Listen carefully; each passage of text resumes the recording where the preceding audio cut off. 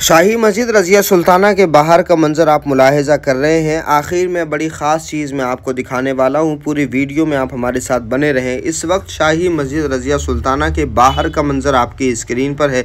जिस तरह से हर तारीख़ी इमारत के बाहर ASI की जानिब से, आर्कोलॉजिकल सर्वे ऑफ इंडिया की जानिब से हिस्ट्री का एक पत्थर होता है, यहाँ पर भी नस्ब है और यहाँ रज़िया सुल्ताना के मकबरे की पूरी तारीख़ लिखी हुई है। हम पूरी मस्जिद आपको दिखाते हैं, लेकिन सबसे पहले ये जान लें कि मस्जिदें बनाना ये बहुत बड़ा नेक अमल है। अल्लाह के रसूल सल्लल्लाहु अलैहि वसल्लम ने ख़ुद मस्जिद बनाने में शिरकत फरमाई है। मस्जिद क़ुबा की तामीर हुई, उसी तरह से मस्जिद नबवी की तामीर हुई तो ख़ुद रसूल अल्लाह मौजूद थे। तो उसी तरह से मुसलमानों में बड़ी दिलचस्पी रही। आप ये देख रहे हैं ईंटें बड़ी बड़ी यहाँ पर रखी हुई हैं, बल्कि बड़े बड़े पत्थर यहाँ पर नस्ब किए गए हैं। जिस तरह से इस दौर में मस्जिदें बनाने के लिए छोटी छोटी ईंटों का इस्तेमाल होता है। पुराने दौर की मस्जिदों में ऐसी ईंटें नहीं रखी जाती थीं, बल्कि बड़े बड़े पत्थर नस्ब किए जाते थे, जो आपकी स्क्रीन पर हैं और रज़िया सुल्ताना के मकबरे पर भी लगे हुए हैं। तो ये मस्जिद है तो बड़ी छोटी सी। जिस तरह से आप देखेंगे दिल्ली में बहुत सारी मस्जिदें हैं जो औरतों ने बनवाई थी, जैसे सुनहरी मस्जिद है या फतेहपुरी मस्जिद है। तो सुनहरी मस्जिद कुसिया बेगम ने बनवाई थी, फतेहपुरी मस्जिद फतेहपुरी बेगम ने बनवाई थी।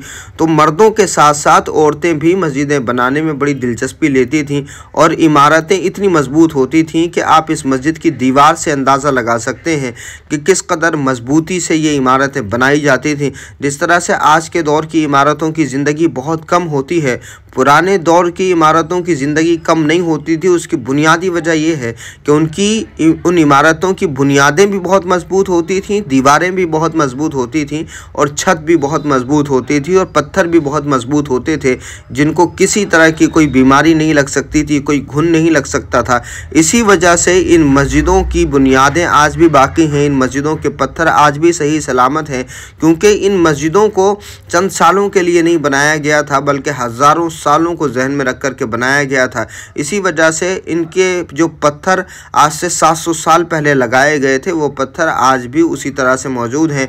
ये मस्जिद रज़िया सुल्ताना का जो महराब है वो आपकी स्क्रीन पर है। महराब बहुत खूबसूरत तो नहीं है जिस तरह से दूसरी मस्जिदों में महराबों में बेल बूटे बनाए गए हैं, पेंटिंग का काम किया गया है, कैलीग्राफी की गई है। यहाँ पर वो तमाम चीज़ें तो आपको देखने को नहीं मिलेंगी, लेकिन उसके बावजूद भी सिंपल सिटी में भी यहाँ एक ब्यूटी है, यहाँ एक खूबसूरती है। लेकिन ये जो थोड़ी बहुत गंदगी आपको दीवारों पर दिखाई दे रही है, उसकी वजह यह है कि ये महकमे की लापरवाही है, ASI की लापरवाही है, लेकिन उससे कहीं ज़्यादा नमाज़ पढ़ने वालों की लापरवाही है, क्योंकि हमारा इबादत खाना है, हम यहाँ नमाज़ पढ़ते हैं।